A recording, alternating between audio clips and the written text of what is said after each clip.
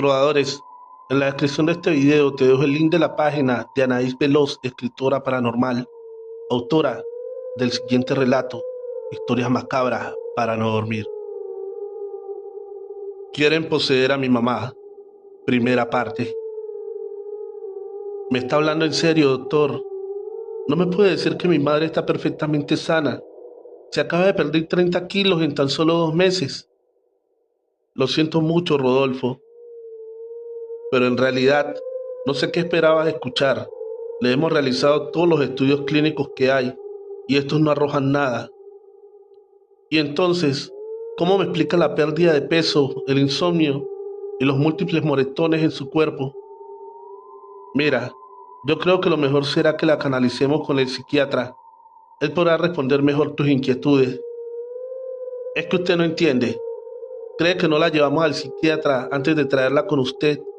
Incluso pasó por 5 psicólogos antes de que ellos creyeran que ocupaba medicamento. Lamento que no te hayan podido ayudar, pero médicamente no tiene nada y solamente perderías más tu tiempo y dinero sometiéndola a más estudios innecesarios. ¿Y qué es lo que debo hacer? Mira, date la oportunidad de conocer al doctor Molina. Considero que él sí podrá ayudarte. ¿Por quién me toma, doctor? Este tipo es un homeópata. ¿Cree que mi mamá necesita gotitas para la ansiedad o alguna alergia? Antes de desechar la idea, primero visítalo. Total, lo único que buscas es quien ayude a tu madre, ¿no es cierto?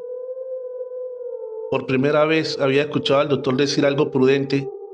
Estaba tan desesperado que haría cualquier cosa para ver bien a mamá. Así que al salir me fui directo a buscar al doctor Molina. Y vaya sorpresa que me llevé, pues tuve bastante dificultad para encontrar el lugar, pues imaginaba que este tendría una clínica o por lo menos un consultorio decente, pero al llegar era todo lo contrario. Le pregunté a una multitud de gente que se encontraba fuera de una casa bastante humilde si sabían dónde es que se encontraba el consultorio del doctor Molina, a lo que ellos respondieron que me encontraba parado justo ahí. Lo miré bastante desconcertado, pues me parecía imposible que un médico ejerciera en tan precarias instalaciones.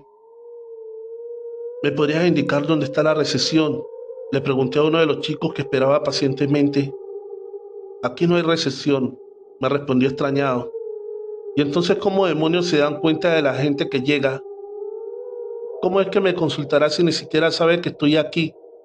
Y dudo mucho que hoy alcance a atender a toda esta gente. Será solo tiempo perdido, le respondí molesto. ¿Pero quién te crees tú? Vienes a ver al doctor Molina y ni siquiera sabes cómo es que atiende. Has de ser de los típicos curiosos que solamente vienen por el morbo, ¿cierto?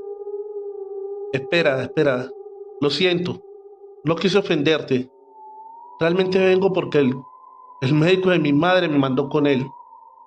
Pero de haber sabido que todo era tan complicado, le hubiera pedido su número para hacer cita por teléfono.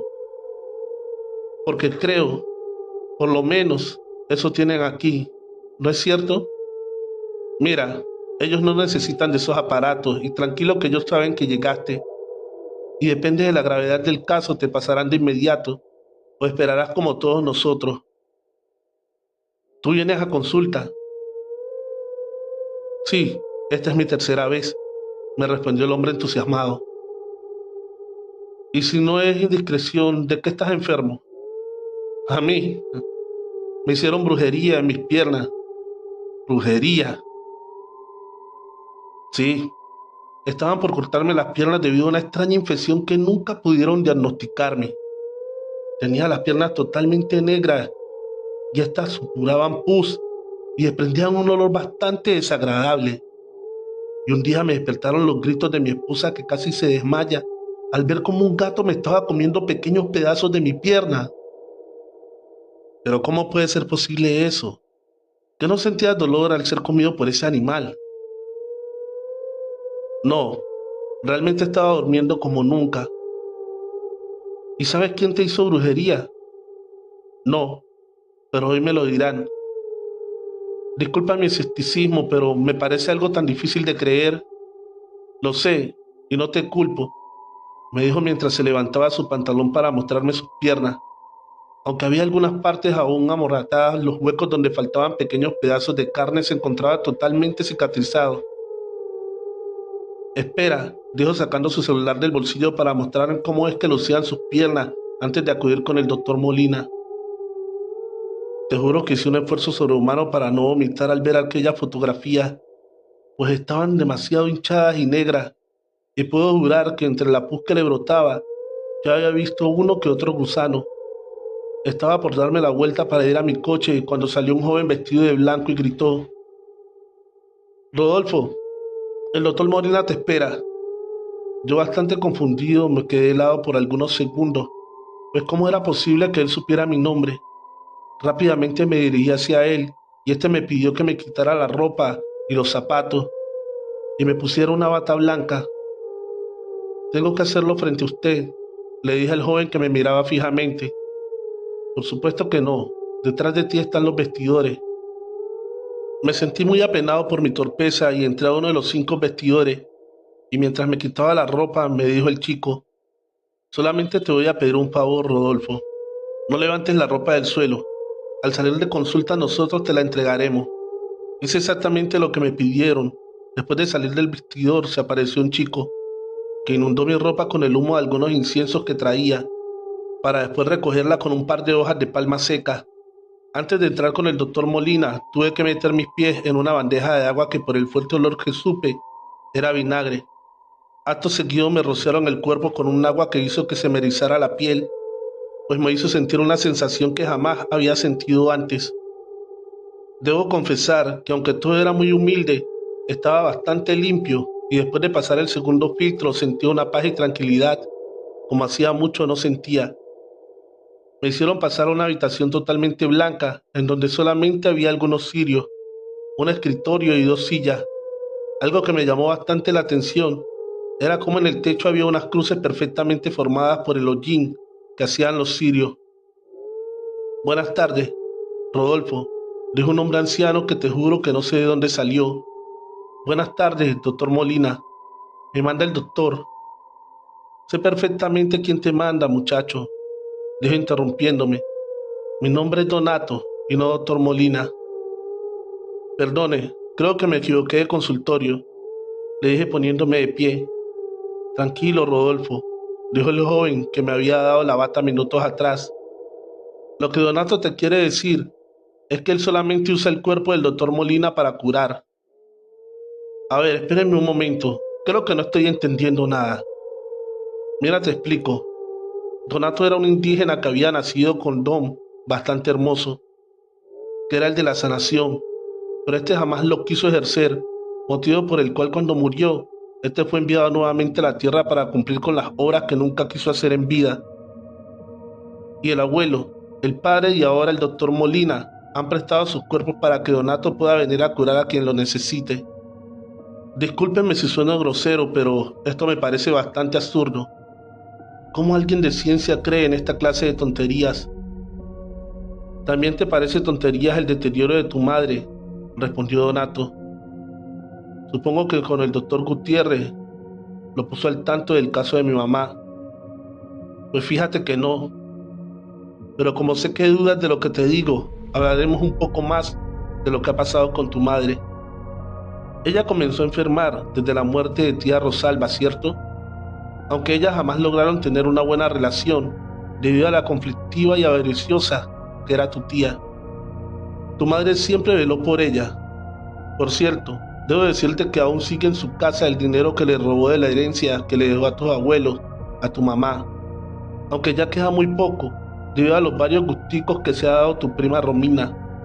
Pero lamentablemente todo le ha salido mal, pues es dinero que su madre robó y por ende lo saló. ¿O tú por qué crees que todo lo que compra terminan por robárselo o descomponerse? Y no vayamos lejos. El carro color negro que compró la semana pasada, ¿no lo tienen descompuesto afuera de tu casa? Te juro que no podía creer todo lo que ese anciano me estaba diciendo. Cierto que varias cosas se las contamos al doctor Gutiérrez, pero a nadie le mencionamos lo del dinero que le habían robado a mi mamá. Incluso jamás le hablamos de Romina.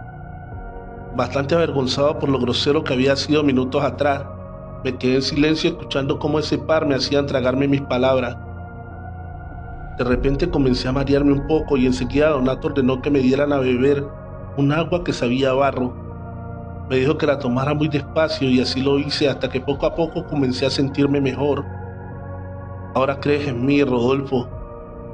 Sí, señor, le respondí sin siquiera darle la cara. Muy bien, necesitamos trabajar con tu mamá lo antes posible, porque de no ser así, ella dejará muy pronto este plano terrenal.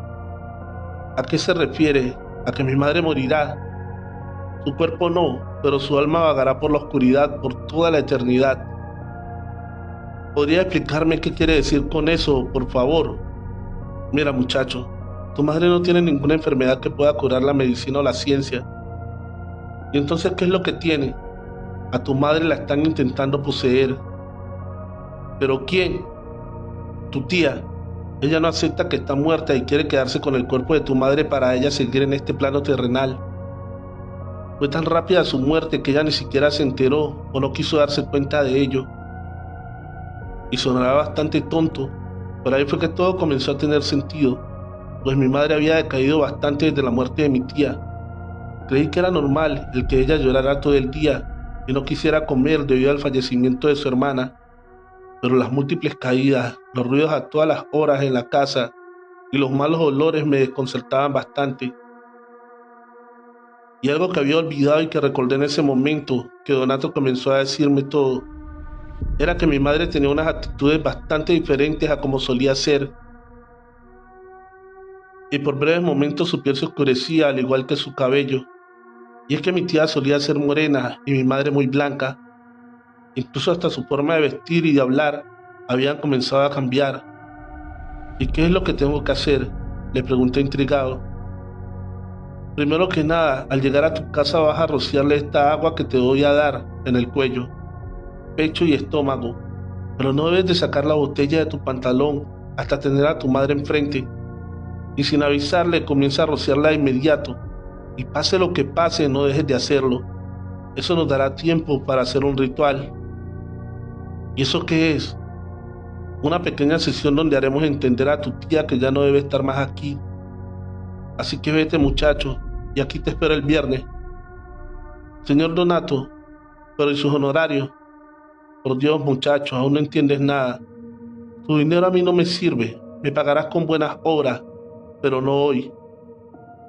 Al salir del consultorio y pasar nuevamente por los vestidores, me entregaron mi ropa lavada y planchada, cosa que me parecía bastante rara, pero a estas alturas ya no me atreví a opinar nada, así que me cambié y dejé la bata en el suelo, como se me ordenó, y me fui directo a casa.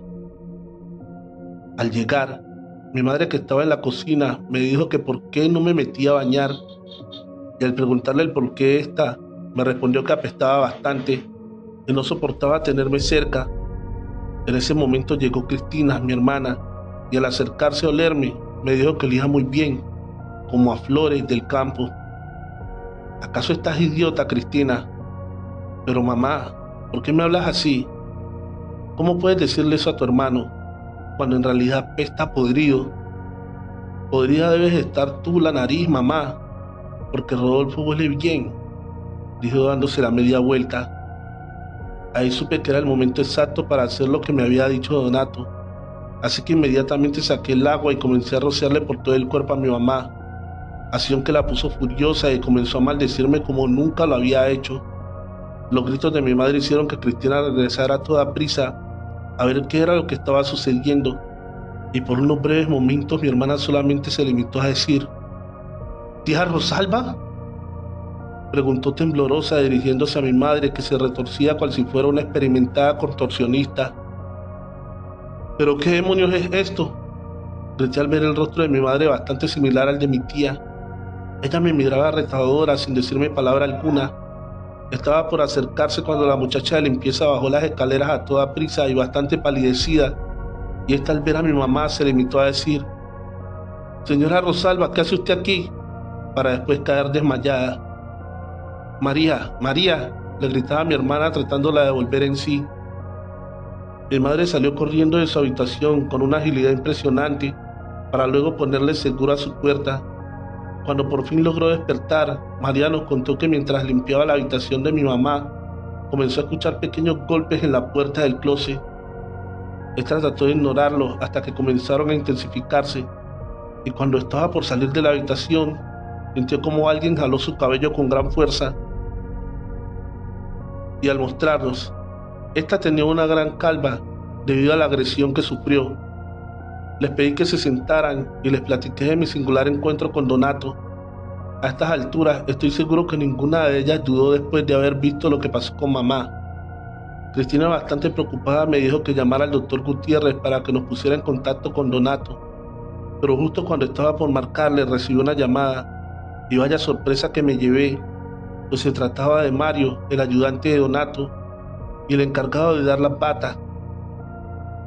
Traté de explicarle lo que había pasado, pero él me interrumpió diciéndome que no me preocupara, pues lo que Donato me había dado era para exponer el espíritu de mi tía y se diera cuenta de que ella ya era un ser descarnado y no pertenecía más aquí. Y tenía toda la razón, pues de vez en cuando unos gritos desgarradores seguidos de unos llantos terribles se escuchaban en la habitación de mi madre. Digo que esto solo sería el principio del ritual para liberar el cuerpo de mi madre. Hemos llegado al final de este episodio. Para que no te pierdas la segunda parte, dale fuerte al botón de suscripción activando la campanita de notificaciones. Quieren poseer a mi mamá, segunda parte. Pero algo se salió de control, o mejor dicho, no estábamos preparados para lo que ocurriría a continuación. Eran cerca de las 8 de la noche, la casa comenzaba a ponerse bastante fría. Le pedí a Cristina que prendiera la calefacción, pero esta dejó de funcionar sin razón alguna. María dijo que prendería unas velas para que éstas calentaran un poco la casa, así que fue por unos cerillos. Pero por más intentos que hizo, esta no logró encender ninguna vela. Las luces comenzaron a bajarse, el ambiente estaba tornándose bastante extraño. Solo estábamos Cristina, María y yo en la casa, y por supuesto mi madre, que tenía más de 4 horas encerrada en su habitación. Comenzamos a preparar café para entrar un poco en calor, cuando de repente escuchamos como alguien subía a toda prisa las escaleras. Corrimos de inmediato creyendo que era mi mamá, pero ahí no había nadie. Regresamos a la cocina y vaya sorpresa que nos llevamos, pues estaba hecho un desastre. ¿Pero qué demonios?, gritó Cristina. ¿Quién diablos hizo esto? Tratamos de encontrar alguna explicación lógica. Por más vueltas que le dábamos al asunto, no lográbamos entender. Nos sentamos en la sala esperando que bajara mamá, ya que ninguno de nosotros nos atrevíamos a subir, pues comenzó a escucharse como si varias personas estuvieran en la parte de arriba. Bastante nervioso, marqué el número del que me había llamado Mario horas atrás, y apenas logré entender lo que me decía, pues había mucha interferencia. Tranquilos, Rodolfo, vamos en camino. Procura tener un espejo siempre en la mano para que no te tomen por sorpresa. ¿Pero de qué me servirá un espejo, Mario? Por favor, no cuelgue. En ese momento se cortó la llamada. Revisé mi teléfono y estaba totalmente descargado. Algo demasiado extraño, pues antes de marcar tenía el 80% de carga. ¿Qué te dijo Rodolfo?, gritaba Cristina asustada. Pues que tuviéramos a la mano un espejo. ¿Y en qué rayo nos va a servir un espejo? Ni siquiera sabemos qué pasa. Discúlpeme que me meta, patrón, pero en mi rancho solíamos usarlos cuando se decía que alguien había sido embrujado. ¿Y eso para qué, Mari? Para poder ver a los fantasmas. El espejo lo traemos siempre frente a nosotros y en él podemos ver si realmente hay algún fantasma o algún demonio cerca, porque no todos tenemos la capacidad de verlos, y de lo contrario, si tenemos el espejo, estos reflejan y podemos ver de quién se trata. Cristina corrió a su bolso y sacó un pequeño espejo. María hizo lo mismo y sacó uno de su cartera, y la verdad yo agarré un enorme espejo que estaba en la sala. Creo que ya tardaron demasiado, le dije a Cristina. Cálmense, patrón, ahorita llegan. Lo que pasa es que estoy segura de que su tía no los deja llegar. ¿Cómo es eso posible, María? Hay tantas cosas que ustedes, los de la ciudad, no conocen. Las palabras de María me habían dejado bastante pensativo, y Cristina sostenía su espejo bastante temblorosa, cuando de repente gritó: Hay una mujer justo detrás de mí, dijo sosteniendo el espejo con ambas manos. ¿Es mi tía?, pregunté curioso. Creo que no, Rodolfo. Entonces, ¿quién demonios es Cristina? Estaba tan asustada que ni siquiera podía hablar, motivo por el cual María se sentó junto a ella y con mucha seguridad levantó su espejo para ver qué era lo que temía tan mal a Cristina. Virgen Santísima, esto no es su tía, patrón, esto es un demonio. Al decir aquello, las puertas comenzaron a golpearse como si hubiera un fuerte viento que anuncia un huracán. Las ventanas temblaban a la par de las puertas y algunas figurillas de porcelana que tenía mi mamá parecía como si hubieran cobrado vida. Jalé a Cristina hacia la salida y le gritaba a María, que se quedó sentada cual si fuera estatua. María, ven, tenemos que salir de aquí. Pero ni siquiera parpadeaba. Me acerqué cautelosamente y cuando estaba por tomarle de la mano, algo aterrador pasó, pues su cabeza dio un giro de 180 grados para después de regalarme una sonrisa malévola y decirme: María no está más aquí. Después de eso, su cabeza giró nuevamente, quedando en la postura normal. Esto parecía una locura.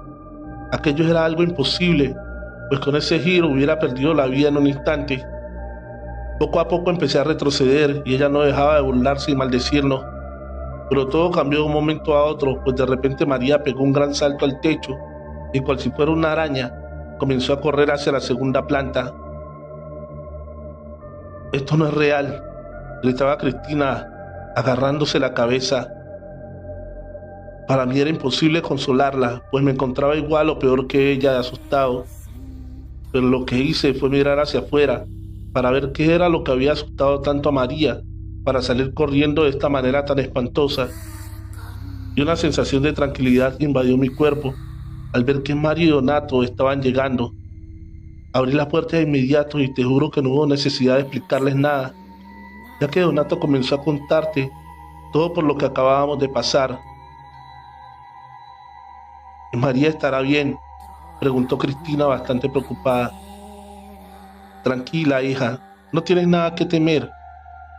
Nosotros venimos acompañados por Dios y toda su corte celestial, respondió Donato. ¿Pero qué es todo esto? Lamentablemente, tu tía ha traído a otros seres de oscuridad y han encontrado el lugar perfecto para instalarse, pues el rencor, la ira y el resentimiento han servido de alimento para todos estos seres de bajo astral. Pero no debemos perder más tiempo. Mario, baja las cosas que vamos a necesitar.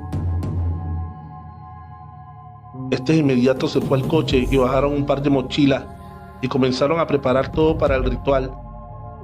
Comenzaron a mover algunos muebles de la sala, dejando un gran espacio limpio ahí. Extendieron un gran lienzo blanco. Encima de pusieron un arreglo de flores y me pidieron una fotografía de mi tía, que no fue muy difícil de conseguir, pues estaba junto al resto de las fotos familiares en una esquina de la sala. Acto seguido colocaron 4 cirios, uno en cada esquina del lienzo, y comenzaron a llenar la sala de inciensos, todos distribuidos en puntos estratégicos, según entiendo.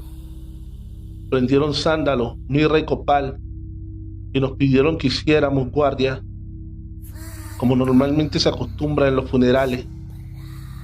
También puso un gran espejo que tenía un marco de plata frente al manto. Estaba grabado con la oración de San Benito, que decía más o menos así: Cruz Santa sin mihi luz, non Draco sin mihi indus, Padre retro Satanás, non quan suare min vigimbana, son mala cual vivaz, y sed venena vivaz. Donato nos dijo que viviéramos lo que viéramos, no nos moviéramos de nuestro sitio, pues los seres de oscuridad no tenían poder sobre nosotros, pues Dios estaba de nuestro lado y teníamos algo que ellos no. Y es que preguntamos curiosos, a lo que él respondió: vida y libre albedrío son cosas que ellos ya no poseen. ¿O sea que los seres de oscuridad algún día estuvieron vivos?, preguntó Cristina. Exactamente. Hija, ellos fueron persuadidos por demonios con la promesa que algún día encontrarían un cuerpo que habitar, y solo han encontrado oscuridad y sufrimiento. Pero no perdamos más el tiempo y comencemos a orar. Él comenzó a leer algunos salmos para luego sacar un rosario de entre sus ropas y comenzar a recitar el Santo Rosario de los fieles difuntos. En ese momento un fuerte golpe se escuchó y a los pocos segundos mi madre apareció en las escaleras. Donato seguía orando como si no escuchara los gritos y las súplicas de mi madre, que se aferraba con fuerza a la baranda de la escalera. Parecía como si algo la estuviera jalando con mucha fuerza, pues sus manos comenzaron a sangrar. Después de terminar el tercer misterio, mi madre estaba frente a nosotros y con un movimiento que nadie esperaba, Donato le dio la vuelta al espejo, haciendo que mi madre se viera reflejada en él. Debo recalcar que Donato y Mario en ningún momento ellos pararon la oración. Incluso cuando vimos que una especie de bruma salía de mi mamá para saltar al lienzo que tenía las flores, estas comenzaron a arder sin motivo alguno. Mi madre cayó al suelo, pero no podíamos movernos hasta que nos los indicaran. Cuando por fin terminaron el rosario, Cristina y yo le pedimos permiso para ir a vuestra madre, pero este nos dijo que no nos quedáramos quietos. Los gritos y los ruidos de la segunda planta estuvieron presentes durante el Santo Rosario. Realmente se escuchaban muy molestos. Donato sacó un pedazo de lazo amarillo y comenzó a recitar las 12 verdades del mundo, mientras hacía un nudo con cada verdad, cosa que provocó que María saliera corriendo por el techo nuevamente. Y justo cuando estaba encima nuestro, Mario, que es muy alto, pegó un gran brinco, logrando tomarla del pie y obligándola a bajar. Acto seguido rezaron la oración de San Benito, y algo que no puedo explicar exactamente qué era, salió del cuerpo de María, quebrando uno de los vidrios de la sala. Después de eso tomaron una bolsa negra y mientras ellos recogían la ceniza y lo que quedaba de aquel lienzo y flores, nosotros corrimos con mi madre a ver cómo estaba. Y gracias a Dios, a pesar de lo duro que había sido ese día, estaba bien. El brillo de los ojos de mi mamá había regresado al igual que su buen humor. Al abrazarla me di cuenta de que ya era mi madre. María también recobró el conocimiento rápidamente. Les agradecimos a Donato y a Mario por habernos ayudado, pero nos advirtió que debíamos marcharnos de esa casa cuanto antes, pues no era muy seguro seguir ahí. Así que optamos por este día irnos a dormir a un hotel, y a la mañana siguiente muy temprano llamé a Mario para invitarlo a desayunar a él y al doctor Molina. No se imaginan la sorpresa que me llevé, pues este llegó acompañado de un hombre de aproximadamente 35 años, y al acercarse a mi mesa nos presentó al joven como el doctor Molina. Al vernos bastante incrédulos, este sacó su identificación y efectivamente se trataba del doctor Molina. Durante el desayuno nos platicó cómo es que cambiaba su cuerpo al entrar Donato. Es algo tan impresionante que de no haberlo visto con mis propios ojos, juro que no lo creería. Mi familia y yo hemos estado muy cercanos a Mario y a Donato, y hasta la fecha me sigue sorprendiendo ver los cambios físicos del doctor. Tengo tantas vivencias que contar al lado de esas personas que si ustedes quieren, me complacería contar.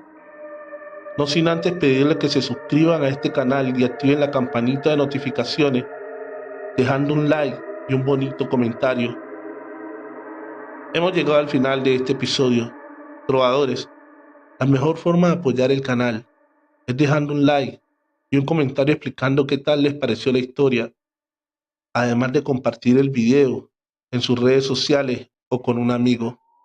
Tomasito, escrito por Alex Morales Gómez. En la descripción del video, el link de su página de Facebook, Misterio y Terror Morales. Síguelo.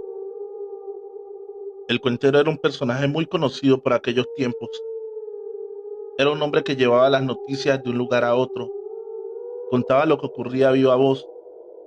Muchos le temían porque decían que era un hombre que llevaba malos augurios. Y algunos que decían que eran brujos o que tenían pacto con el diablo. Mi bisabuelo, lo narré en alguna ocasión, era uno de estos cuenteros.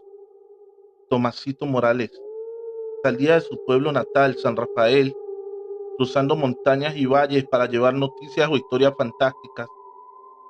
Así que llegó a Caracolí, un pueblo como todos los de esta región entre montañas y donde se creía en Dios tanto como en el diablo, en la Santísima Trinidad como en las brujas. Cuando Tomasito llegó al parque principal de Caracolí, prendió un tabaco, pidió un aguardiente y empezó con su relato. Eran eso de las 9 de la noche. Entre las montañas de Guatapé, San Carlos y Caracolí vive el diablo. En noches oscuras se oye rugir, busca almas buenas para llevar con él, ya que las malas le pertenecen. Si alguno quiere invocarlo y hacer un trato con el rey del infierno, suele ir a medianoche a un bosque bien oscuro. Debe llevar un cuervo. Cuando sea la medianoche, lo deja que vuele en medio del bosque, gritando estas palabras: ahí tienes tu mensajero, hagamos un pacto. Si el cuervo da un graznido, el pacto no se llevó a cabo. Pero si el ave da 2 graznidos, el pacto está hecho. Debes correr por el bosque buscando la salida. Debes caminar 5 yardas. El cuervo te perseguirá dando graznidos. A medida que avanzas, pides lo que deseas. El cuervo irá creciendo. Si te dejas atrapar, perderás tu alma sin recibir nada a cambio y dejarás toda tu descendencia maldita. Si logras hacer el recorrido, todo lo que hayas pedido se cumplirá. La única regla que tiene el diablo es que no avisará cuándo cobrará la deuda del pacto. El alma del pactante, no todas las noches son propicias para hacer el pacto. Primero, no debe haber luna, y segundo, se debe haber escuchado su rugido. Cuando Tomasito terminó de contar la historia, era casi medianoche. El pueblo estaba sumido en un silencio. Aunque estas personas creían en el diablo, no les era cómodo que se hablara de él, de no ser en la iglesia, mucho menos que se dijera que se podía hacer un pacto con este. Tomasito pidió otro aguardiente y encendió su cuarto tabaco. Sonreía con malicia al notar la impresión que causó en su concurrencia. Mientras daba una chupada larga a su tabaco, arriba en la montaña se sintió el rugir de algo. Todos dijeron que era el diablo. El rugido se escuchó por todo el lugar. Muchos se santiguaron, otros cayeron de rodillas, muchos corrieron a casa gritando de miedo.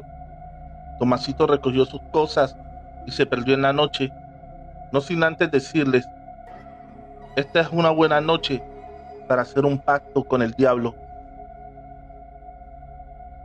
Tomasito se perdió camino al bosque y no supieron de él hasta meses después, que volvió con sus cuentos. Al día siguiente que los leñadores fueron al bosque, encontraron 2 hombres muertos. Se les veía demacrados y con ojos desencajados. Lo que vieron al morir los dejó llenos de terror. Se dice que hicieron pacto con el diablo. Cuando Tomasito volvió meses después, le preguntaron qué había pasado con esos hombres. El viejo sonriente les dijo que habían perdido su alma, porque el cuervo los había alcanzado. En esta ocasión, Tomasito contó una historia que los dejó más aterrados y pensativos. Como siempre, prendió su tabaco y se tomó un aguardiente. Así empezó esta vez su historia. Por los bosques de estos pueblos, entre las montañas y caminos solitarios, camina un anciano descalzo, diciendo que se puede hacer un pacto con el diablo.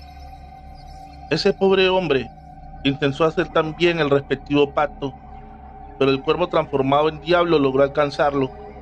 Este hombre lo huyó. Cuando llegó sobre él, era un simple cuervo muy grande, pero al pararse de frente era un hombre. No se podía decir cómo iba vestido porque se cubría con una enorme capa negra.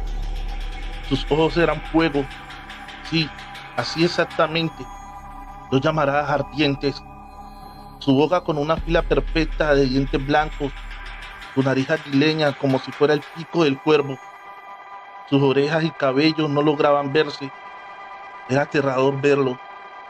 Con una sonrisa malévola y fría, le ofreció perdonarlo. Solo se llevaba su legado por todos lados, contando del pacto que se podía hacer. Le aseguró que más son las almas que se pierden antes del pacto a las que llegan a disfrutar de él. El hombre aceptó y sigue vivo cumpliendo con su deber. En el pueblo se quedaron pensativos, mirando a Tomasito perderse de nuevo en el camino que llevaba al bosque. Iba descalzo como siempre, Años después le pregunté a mi padre qué tan real eran las historias del bisabuelo. Mi padre me dijo que solo lo hacía para ganar más oyentes, pero que solo eran cuentos. Trovadores, espero que les estén gustando estos relatos. De antemano quiero dar gracias por sintonizar este programa. Me ayudaría mucho que dejaras tu pulgar en el video. Tengo como meta que este llegue a 1000 likes. Así que te pido por favor, lo compartas en tus redes sociales o con un amigo.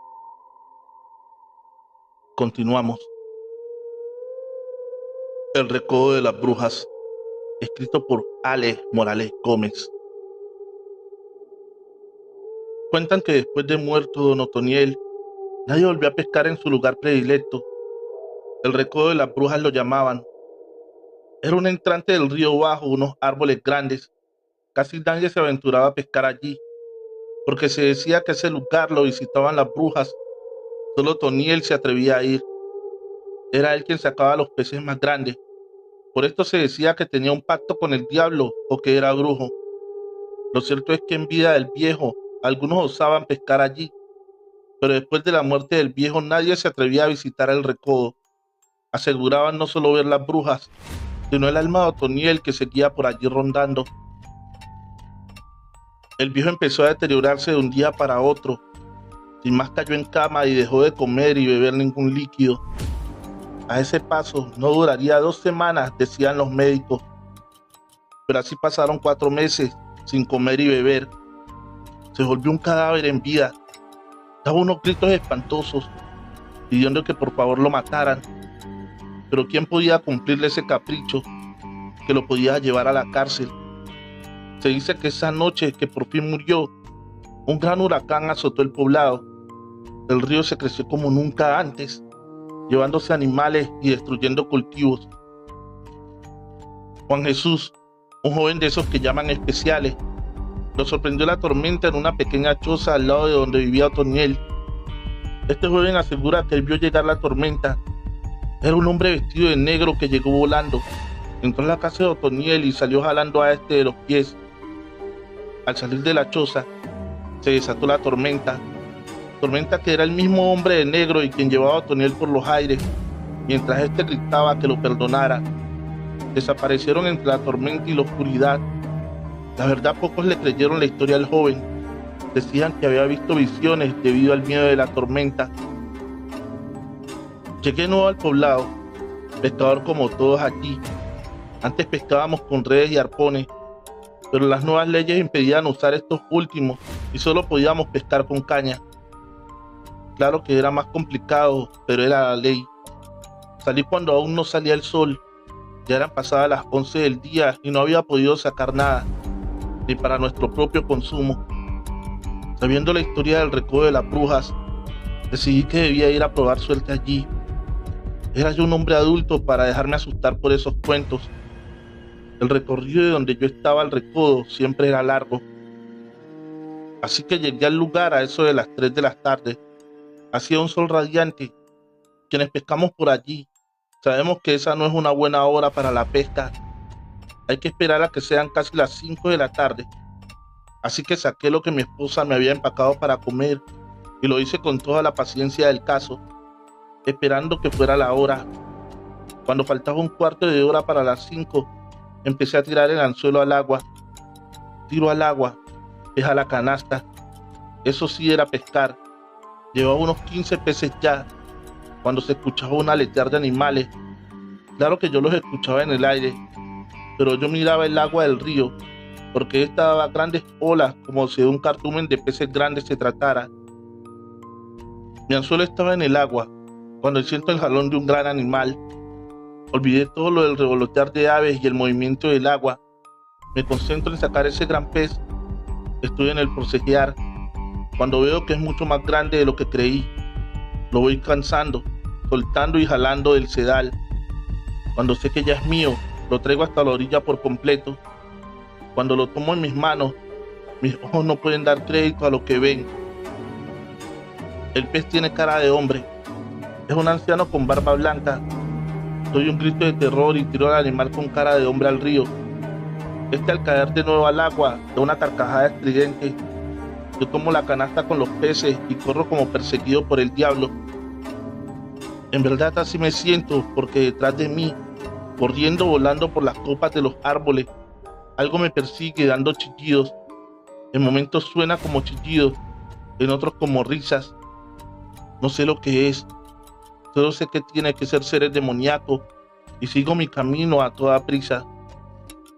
Eso sí, sin soltar nunca la canasta de los peces. Al llegar a un pequeño puente me encuentro un anciano que me pide venderle los peces. Miro hacia atrás y noto que ya nada me persigue, así que me agacho a sacar mis tropeos de pesca, pero al abrir la canasta veo que solo hay cenizas negras. Levanto la mirada para decirle al anciano que no tengo que venderle, cuando lo que veo, unos cuantos pasos del suelo, está volando. Me sonríe, pero no con cordialidad. En su cara, más que nada en sus ojos, se ve maldad y odio. Caigo de rodillas ante tan fantasmal aparición. Caigo en cuenta que el anciano es el mismo en la cara del pez. Doy un grito de miedo, mientras el anciano se vuelve una densa nube de humo y desaparece en la oscuridad de la noche que ya ha cubierto todo el lugar. Yo no conocía a Otoniel, así que conté la historia, esperando que me dijeran que ese pez era Otoniel, pero no fue así. Los rasgos de no coincidían con el viejo pescador. Una tarde que volví a la pesca encontré a Juan Jesús.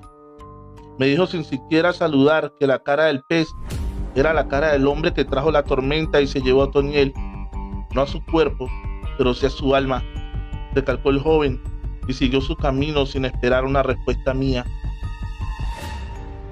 Trovadores, espero que les estén gustando estos relatos de nuestro querido amigo y escritor Ale Morales Gómez. Recuerda suscribirte a este canal y activar la campanita de notificaciones para que no te estés perdiendo este tipo de relatos. Aún tenemos unos más por contar en esta emisión. Continuamos. Brujas de mi pueblo, escrito por Ale Morales Gómez. En mi pueblo era muy común que se hablara de brujas. Se decía que éstas negaban la existencia de Dios y no comían comidas con sal, porque les impedía volar. Claro que yo no creía en esos cuentos. Aún era muy joven cuando me fui a vivir una vereda bastante alejada del pueblo. Allí conocí a una linda chica y salimos unos cuantos meses. Pero al fin terminé la relación porque ella era bastante posesiva, así que me fui a vivir mucho más arriba. Allí conocí a otra joven con la cual empecé a hacer planes de matrimonio. Unos días antes del matrimonio me llegó una carta de mi anterior novia, donde me pedía que por favor no me casara. Ella aún me amaba. Si me casaba, ella no me dejaría ser feliz. No presté atención a esa carta y la quemé. No quería tener nada que me perteneciera a esa mujer. Una tarde, casi al llegar la noche, volvía de las labores del campo, donde había un gran árbol y una gran sombra sobre este. Se mecía y lo hacía mover como si de un pequeño árbol se tratara. Lo que hubiera allí tenía que ser muy grande para moverlo de tal manera. Me quedé atento intentando ver de qué animal se trataba. De un momento a otro, eso que había en el árbol, y una carcajada chillona. Nunca la había escuchado, pero supe de inmediato que se trataba de una bruja. Así que saqué el machete y le encaré diciéndole que me dejara en paz o se la pelearía conmigo. Aquello voló, pero al levantar el vuelo se veía una bola de fuego que se reía. Yo guardé el machete y quise seguir mi camino, pero no podía verlo. Yo seguía ahí mismo al lado del gran árbol, pero no había camino, estaba perdido. Emprendí rumbo sin importar dónde, pero cada tanto estaba en el mismo lugar, al lado del árbol grande. Cada que me percataba que seguía en el mismo punto, escuchaba esa risa. Aunque ya no veía la bola de fuego, con mis esperanzas perdidas, me senté al lado del árbol y me dormí. Al despertar con el primer canto del gallo y con un poco de luz del nuevo día, pude notar en mis pasos que todo este tiempo solo hice darle vueltas al árbol. Llegué a casa. Mi esposa estaba preocupada porque no llegué en toda la noche.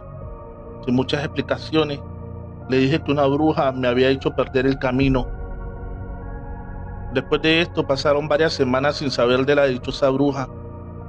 Creí que tal vez había sido algo pasajero, pero una madrugada mi esposa me mostró morados que tenía en su cuello. Ella no había querido contarme nada para no preocuparme, pero desde hacía algunos días, cuando caía la tarde, sentía una presencia en la casa. Al principio pensó que solo eran impresiones de ella, pero empezaron a moverle objetos en la casa, cosas que aparecían en otros lugares. Después de esto despertaba en las noches y sentía que alguien estaba ahí parado observándonos. Ella solo me abrazaba e intentaba dormir, hasta esa noche que sintió y vio esa sombra grande al lado de la cama. Fue a gritar, pero esta se descargó sobre su pecho y le impidió llamarme. Ella solo sentía esa opresión y esa sensación de que iba a morir. Al despertar después de su peor noche en la vida, me contó todo. Yo supe que era una bruja. Sospeché que era la misma que me había hecho perder aquella noche. También sospeché de mi antigua novia. Esto se hizo una constante de todas las noches. No le permitía dormir. Aunque planeamos una idea para que yo me enterara, no dio resultado. Dormíamos tomados de las manos. Así cuando aquello llegara, ella apretaría mi mano y así yo sabría que eso estaba ahí. Pero la presión de esa malvada era tanta que ella no podía hacerlo. Bajamos al pueblo y le pedimos al sacerdote un remedio para espantarla. Este nos dijo que debíamos dormir con sal bajo la almohada. Nos dio una Biblia que debíamos tener siempre abierta en el Salmo 83, pero esto de nada sirvió. Mi esposa estaba acabada y parecía enferma. De seguir así pronto solo sería los huesos. Ella tenía unos meses de embarazo, nuestro primer hijo. Aún no lo habíamos sentido mover. Una noche que aquello llegó, la criatura se movió. Desde entonces aquello no volvió a molestarla a ella. Ahora era a mí a quien me visitaba. 2 noches después de que el niño se movió, yo estaba leyendo un libro antes de acostarme. Sentí una aletear en el techo. Aquí sí que recé algo de la Biblia y me fui a dormir. Cuando me quedé dormido desperté ahogado. Eso estaba sobre mí. Yo intentaba bajarlo de mi pecho, pero me era imposible. Todas las noches me visitaba y me atormentaba. Sentía temor de que llegara la noche, porque debía enfrentar a la condenada bruja. Me dormía lo más tarde posible, pero cuando el sueño me vencía, ella llegaba. Dejamos aquella casa, ya había nacido el bebé. Nos fuimos a un lugar cerca de mi madre, para que ella pudiera cuidar a mi esposa y el bebé. 2 meses pasé sin que la condenada bruja me visitara. Cuando llegó de nuevo creí que iba a enloquecer, pero mi madre dijo que si sabía quién era, espantarla era fácil. Le dije que sospechaba, así que le tendimos una trampa. Mi madre nos recomendó que mi esposa se fuera con ella esa noche y yo me quedaría solo en la casa. Invitaba a la joven de la que sospechaba, y esta no se podría marchar hasta que se quitara la aguja. Así lo hice, con la mentira que me había separado y quería volver con ella. Ya estaba la aguja en su punto cuando ella llegó. Hablamos de lo que habíamos vivido. Cuando empezó a oscurecer, ella se puso nerviosa. Miraba a todos lados como sin saber qué hacer. En un momento me dijo que quitara la aguja de la cerradura, porque se chuzaría al pasar. Le dije que solo lo haría si me dejaba en paz a mí y a mi familia. Me prometió que así lo haría. Quité la aguja y ella se marchó. Nunca más supe de ella. Después le pregunté a mi madre qué era el cuento con la aguja. Me dijo que las brujas entran por la cerradura, porque no entra el cuerpo sino el alma. Esta al ver esa aguja sabía que había perdido.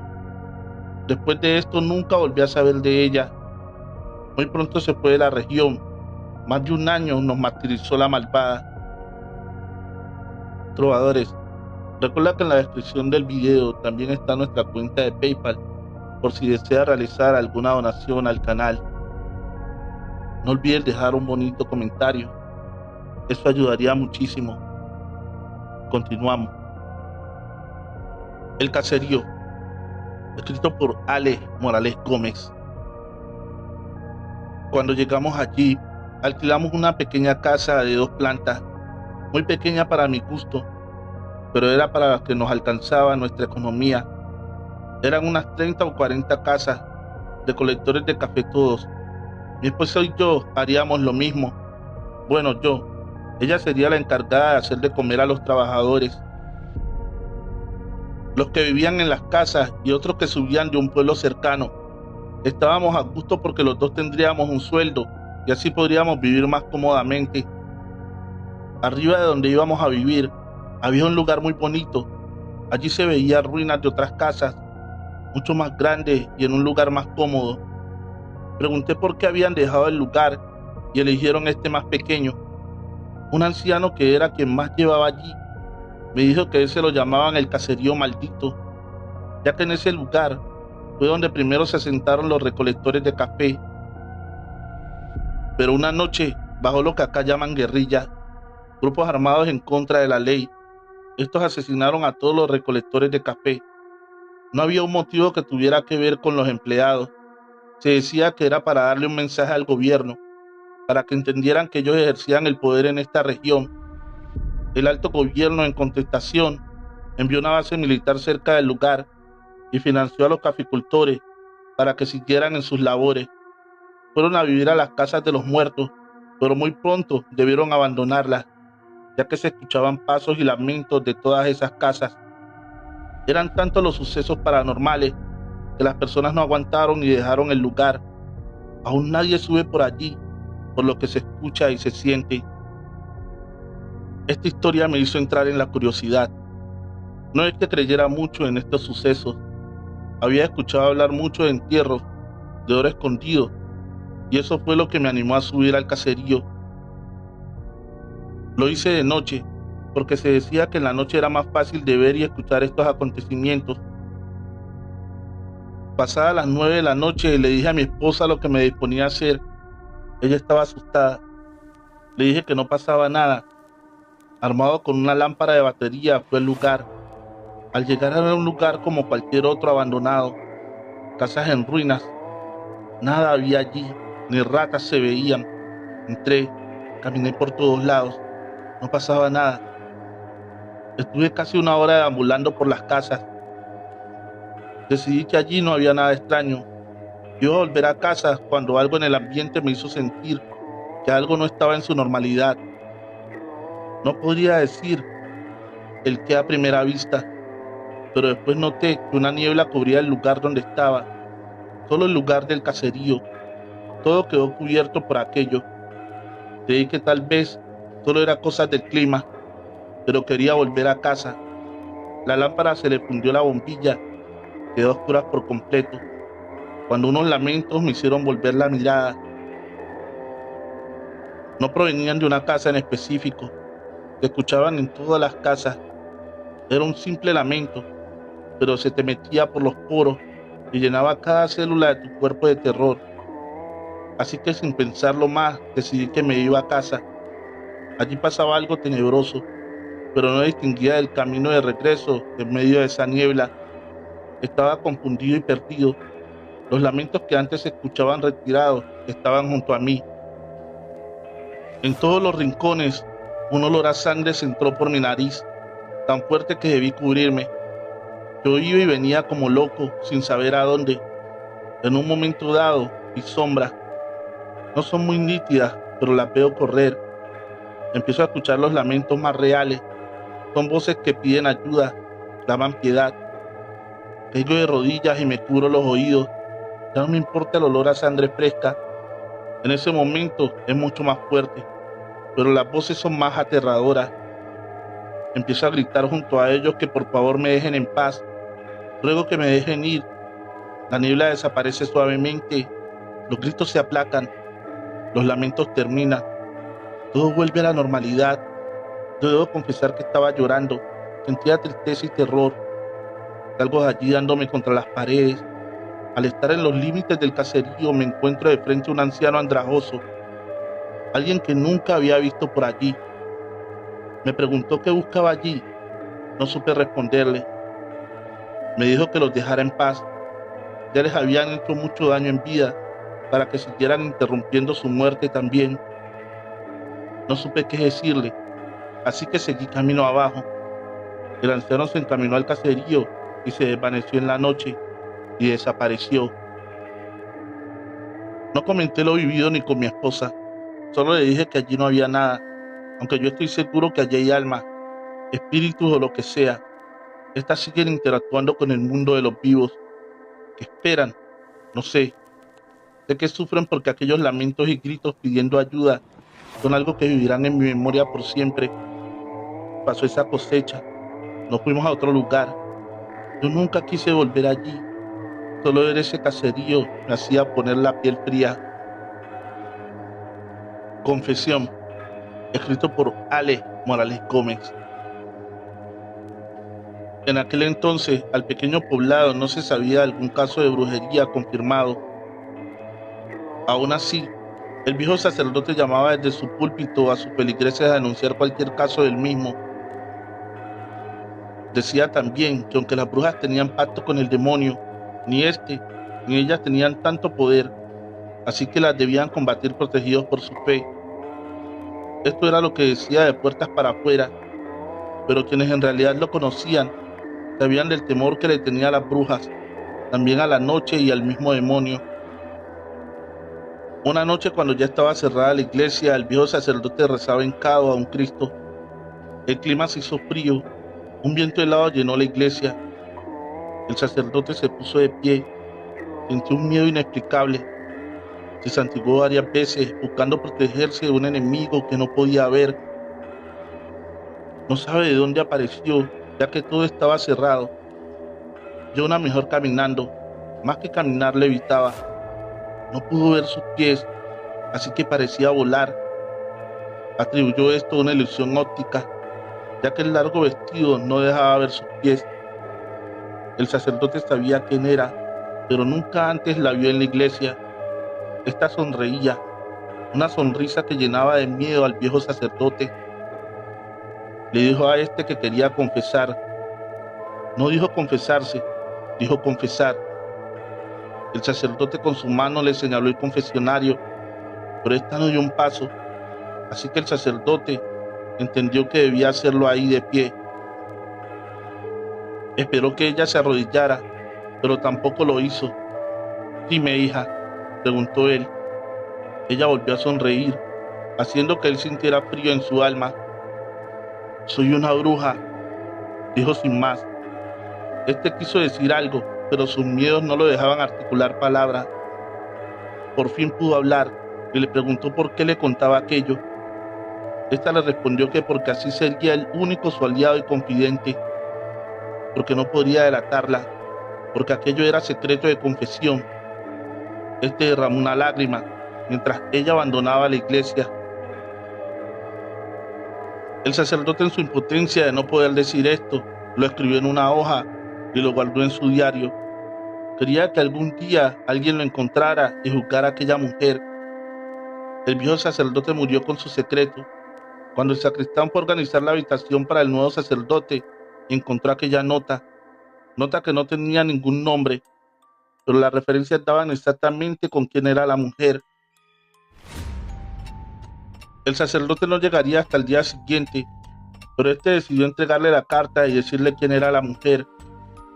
Para aquel momento ya se sabía varias mujeres que eran brujas en la región, así que dejó la carta en el escritorio y se fue a casa. Se dice que esa noche, esto es más parte de la especulación porque nadie lo vio, el sacristán iba llegando a casa cuando se encontró a esa mujer, la bruja, sonriente como siempre. A él se le heló la sangre, no sabía por qué, pero esta no venía a nada bueno. Se dice que le permitió vivir para que viera su poder, pero lo que impediría contarlo. Al día siguiente lo encontraron tirado al lado de un árbol.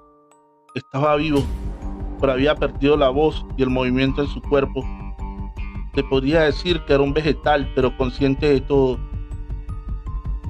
Cuando el nuevo sacerdote recibió el cargo, vio la carta, pero para él no hacía referencia a nadie, simplemente a una bruja de la región. Como este apenas llegaba, no tenía el por qué saber de la mujer y sus referencias. La carta pasó a los archivos de la iglesia. Años después, una mujer que trabajaba allí limpiando pudo ver esa carta y supo de quién hablaba la misma, pero guardó el secreto. Era su propia abuela. la misma que murió de vieja en su propio lecho, porque se cree que las verdaderas brujas tenían tanto poder que nunca llegaron a ser juzgadas. Muy buenos días, trovadores. Son las 2:39 de la mañana mientras me encuentro grabando estos relatos. Quiero decirte que lo que vas a escuchar es de nuestro amigo y escritor Ale Morales Gómez. En la descripción del video estoy dejándote el link de su página de Facebook. Sería maravilloso que por favor vayas a seguirlo y digas que vas de nuestra parte. Alejandra. Yo no conocí a Alejandra. Supe de ella cuando ya estaba muerta. Era prima de mi novia, así que fue el velorio de esta. Alejandra tenía 22 años, mi novia 26. No eran muy cercanas, pero al ser familia debían asistir a su velorio y entierro. Allí supe la historia que ahora les voy a contar. El tío de ambas tenía fama de ser un hombre malo. En épocas de la violencia se decía fue un comandante de los subversivos. Muchas veces logró escaparse de las autoridades y también de la muerte. Todo esto debido a que tenía un pacto con el diablo. Al menos eso era lo que todo el mundo creía. Después de terminar la violencia, fue de los pocos que no pagó por sus delitos. Fue a vivir en la casa de Alejandra, donde su hermana, la madre de nuestro personaje, fue la única de la familia que lo aceptó en su casa, sabiendo de su pasado. Alejandra en aquel entonces tenía unos 12 años. Cuentan que su tío tenía una mirada penetrante y morbosa. Mirarle a los ojos era como ver al mismo demonio. Él, a pesar de estar libre, temía salir de día. Entendía que tenía muchos enemigos y en cualquier momento lo podía matar. Así fue que lo encontraron una noche que salió a comprar unos cigarrillos. 3 balas Dum Dum impactaron en su pecho. Esta es una bala especial con un orificio en el plomo, para cuando impacte la víctima explote dentro y sea casi imposible que éste se salve. Además se cree que en ese pequeño orificio llevaban unas gotas de agua bendita. Después de la muerte de su tío, Alejandra fue otra niña rebelde. Despertaba gritando, agredía a sus padres tanto de palabra como físicamente.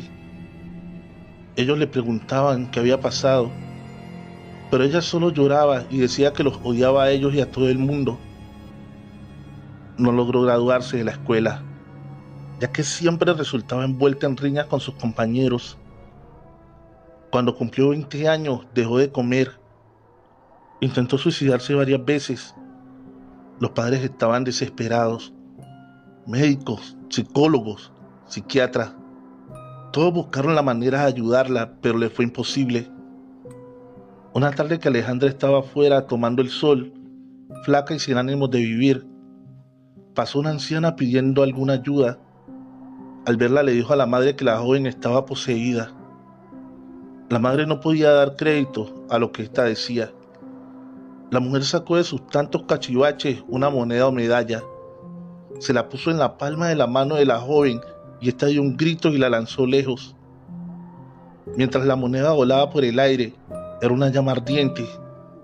La anciana le aseguró a la madre que esa era una de las 30 monedas con que habían vendido a Jesús y tenían poder.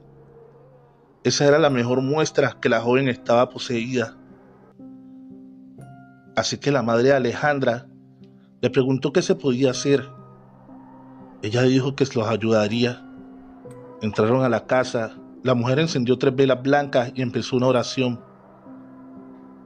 Alejandra, en una especie de trance, contó esta historia. El día que mataron a su tío, en un momento dado, ella quedó sola con el cadáver. Al frente de este había un espejo. Al ella mirar en el espejo, pude ver el reflejo de su tío, pero no en cadáver. Era él con las heridas en el pecho, pero estaba de pie. La miraba a ella con tanta maldad que ésta empezó a temblar. Él salió del espejo y se metió dentro de ella. A partir de ese día todo fue un infierno. Él la acariciaba, Era ella con sus manos, pero era él quien lo hacía. Él era quien era agresivo en la escuela y con sus padres. Ella era una espectadora más en su propio cuerpo. La anciana dijo que no solo era el alma de su tío, eran varios demonios que habían dentro. Esta en su perversión les había permitido entrar. La madre preguntó qué se podía hacer. La anciana le dijo que un exorcismo. Normalmente esto lo hace la iglesia, pero para conseguir el permiso es demorado y podría ser tarde para la joven.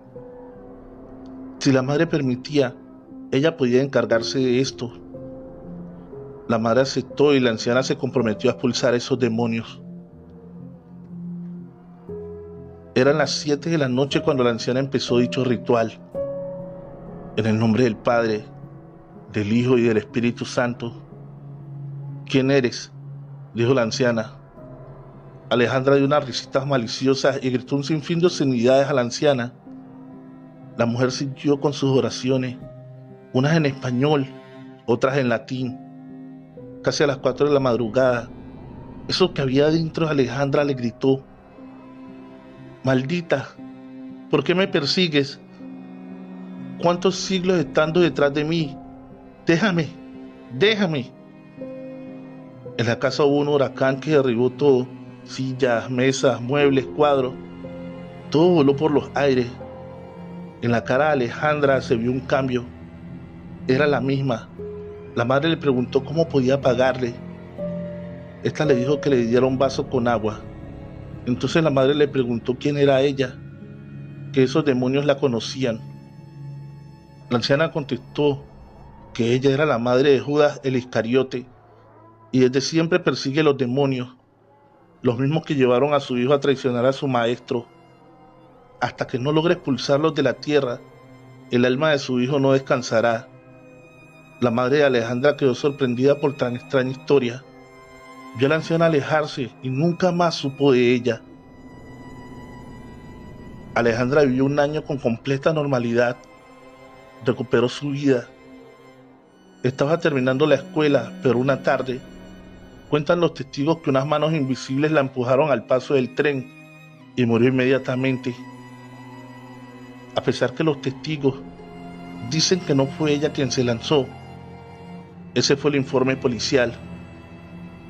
La madre asegura que fue el tío que se vengó de su sobrina. Trovadores, acabamos de terminar con este primer relato. Aún tenemos otros relatos más por contar. Pero antes de seguir, quisiera pedirte que por favor le des tu pulgar arriba a este video y vayas dejando un comentario, porque de esa manera el algoritmo de YouTube promocionará el video para que llegue a más personas. También puedes compartirlo en tus redes sociales o con un amigo. Eso ayudaría muchísimo. Continuemos. La visita del diablo, escrito por Ale Morales Gómez. Mi país es muy dado a la creencia religiosa católica, por ende a respetar la Semana Santa como una de las celebraciones más importantes de nuestra religión. En aquel entonces tendría yo unos 14 años. Mis dos hermanos, uno de 12 y otro de 13, salieron a jugar afuera. Vivíamos en una gran casa de campo. Yo quería jugar con ellos, pero mi madre me recriminó que yo ya era una mujercita grande para estar en juegos de niños. Era Viernes Santo, así que mi madre tampoco estaba de acuerdo que mis hermanos jugaran, porque decía que esto iba en contra de la religión y se nos podía aparecer el diablo. Yo solo quería jugar con mis hermanos. Así que en un descuido de mi madre me fui afuera a jugar con ellos. Antes de llegar donde estos estaban, había un columpio que nos había hecho mi padre. A lo lejos veo un hombre que estaba ahí sentado. Está de espaldas. Solo puedo ver su vestimenta negra. No sé el por qué, pero de inmediato supe que era el diablo. Quise regresarme a casa, pero no era capaz. Estaba atornillada al piso. Este hombre gira su cabeza y me mira. Ojos pequeños, una gran boca, con todos sus dientes muy blancos. Su sonrisa es lo más terrorífico que he visto en la vida. Doy un grito de terror y puedo correr a casa. Él desaparece en una nube de humo. Entro en casa y le cuento a mi madre mi desobediencia y la terrible experiencia que acabo de vivir. Mi madre, más preocupada porque fuera ya un extraño, se asoma a la puerta, pero no ve a nadie. Yo le aseguro que era el diablo, pero ella no me presta atención. Va por la escopeta de mi padre y hace un disparo al aire. Esa era una manera muy eficaz para espantar a cualquier intruso. Empiezo a ayudarla a las labores de la cocina. Estando en esta, entra mi hermano gritando que vio al diablo o al menos su mano. Mi mamá está más preocupada aún y vuelve por la escopeta. Le pide a mi hermano contarnos dónde lo vio. Este cuenta que estaba cazando pájaros con su resortera, algo que mis padres le tenían prohibido. Estaba a punto de lanzar su pequeña roca mortal cuando miró al suelo. Dentro de la tierra salió una mano que tomaba su pie. Una mano con grandes uñas sucias. Se podían también ver sus venas verdes. Él como pudo se zafó de esta y corrió también a la casa. Era el diablo, al igual que yo, aseguraba mi hermano. Al poco rato entra mi otro hermano. Este no corrió como nosotros, pero estaba blanco como un papel. Contó que al ver correr a mi hermano como loco a casa, salió detrás de él sin saber lo que pasaba. Al llegar a un gran árbol, vio un perro negro entre la casa y la puerta. Un perro muy pequeño. No era de nuestra casa, ni mucho menos de los vecinos cercanos, puesto que nosotros lo conocíamos, pero al ser tan pequeño no sintió miedo y siguió a la casa. Pero a medida que se acercaba más, el perro se iba haciendo mucho más grande, tan grande que al llegar a unos pocos pasos de él, era tan alto como mi hermano. Este fue a gritar, pero de su garganta no salió ningún ruido. El animal desapareció así de simple, se volvió aire. Mi hermano no fue capaz de correr, solo caminó a casa muy despacio, mirando hacia atrás. Mi madre dijo que efectivamente era el diablo por nuestra desobediencia. En penitencia debíamos ir a misa. Yo iría con ella a misa de gloria el sábado santo y mis hermanos el domingo con mi padre a la resurrección. Debíamos ir así porque la casa no podía quedar sola, por seguridad. La misa de gloria era eso de las 10 de la mañana, pero como era tan concurrida, mi madre y yo llegamos casi 40 minutos antes para poder tomar asiento. Estábamos en las primeras filas. También unas conocidas nuestras, casi de mi misma edad, estaban al lado. A unas pocas sillas, en un momento dado, veo que una de las chicas se para de su asiento y con voz gruesa como de hombre, más que de hombre, como la de un animal. Todos son pecadores. Grita tan fuerte que todos oyen y se ponen de pie. Ella ríe de manera estruendosa, pero no es la risa de ella. Pecadores, pecadores, pecadores. Sigue gritando y riendo enloquecida. Veo cuando la empujan de un lado a otro, pero no veo quién la empuja. Ella va de un lado a otro como un muñeco. Mientras esto pasa, ella grita y ríe. La veo caer de rodillas llorando. El llanto es el de ella. Está en estas cuando su hermana da una risotada y al igual que su hermana grita: pecadores todos. Su hermana, que está de rodillas, vuelve a reír con esa risa diabólica y la vemos cuando se levanta del suelo, casi 50 centímetros. Todos gritan en la iglesia y corren a llamar al sacerdote, que aún no ha salido, ni se ha percatado de lo que allí ocurre. Cuando ve el espectáculo de las dos hermanas, una gritando y la otra levitando, se santigua y empieza a rezar asustado. Pide que alguien ayude a tomar a las jóvenes, pero estas no se dejan. Hombres y mujeres que lo intentan vuelan por los aires con una fuerza descomunal. El sacerdote, al ver que esto no es posible, manda a llamar a la policía y los bomberos. Con muchos esfuerzos, entre 7 hombres lograron sacar a cada una y llevarlas al hospital. Ese sábado, la misa se realizó con normalidad, en lo que se puede decir. Todos hablaban de tan extraño acontecimiento, Pocos días los padres de las jóvenes se las llevaron a vivir a otro lugar, ya que en mi pueblo las señalaban como las poseídas. No volvimos a saber nada de ellas o de su familia. Yo estoy segura que fue el diablo que nos visitó. El Charro Negro, historia especial escrita por Alex Morales Gómez. Cuenta la leyenda de un hombre que fue traicionado por su ambición. Este venía de una familia humilde en donde sus padres lo amaban, pero nunca pudieron cumplirle sus caprichos. Años después sus padres murieron y él entró en miseria, tomando una decisión muy riesgosa, la cual era invocar al diablo para pedir riqueza.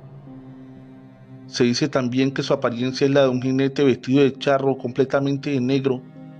Diversas versiones dicen que te puede invitar a subir a su caballo de una manera cordial, pero si lo aceptas, habrás perdido tu alma.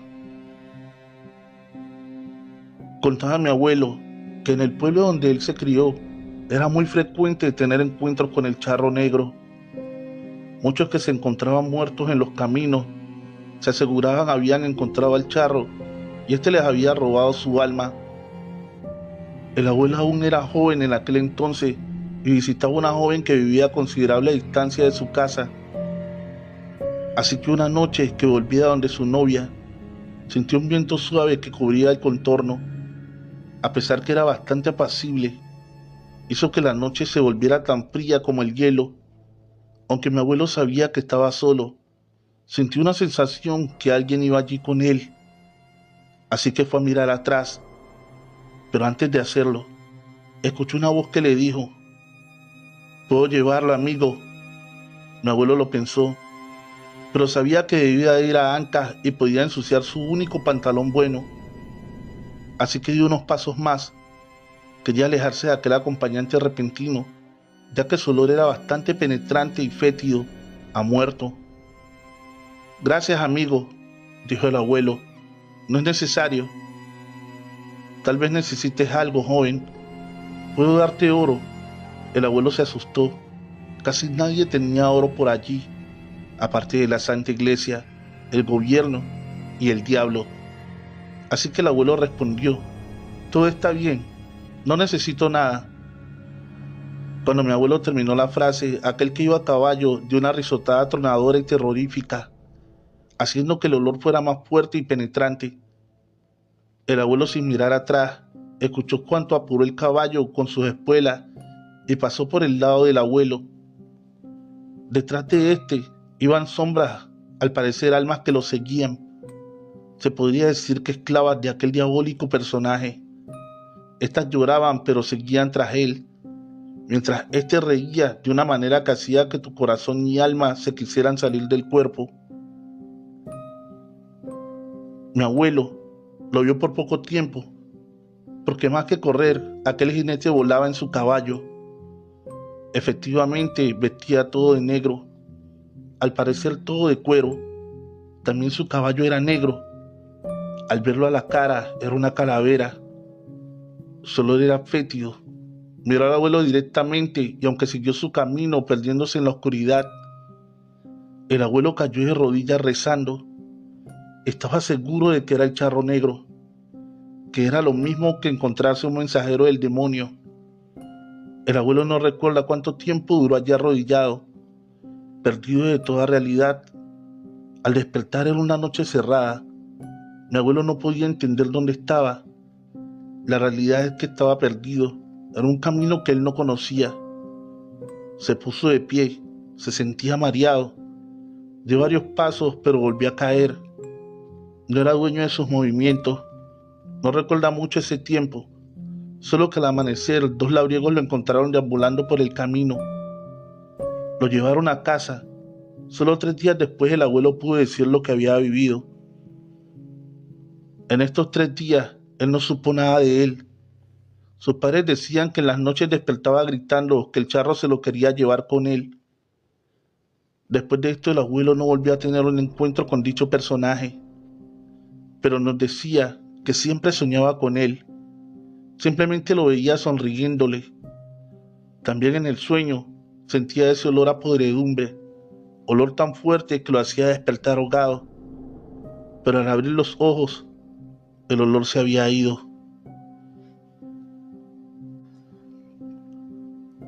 Trovadores, hemos llegado al final de este episodio. Agradecería muchísimo que compartas el video en tus redes sociales. Si aún no estás suscrito, dale fuerte al botón de suscripción y activa la campanita de notificaciones para que no te pierdas más relatos como estos. Has sintonizado el programa de Trovis Relatos. Feliz noche, trovadores, amantes de cuentos de terror.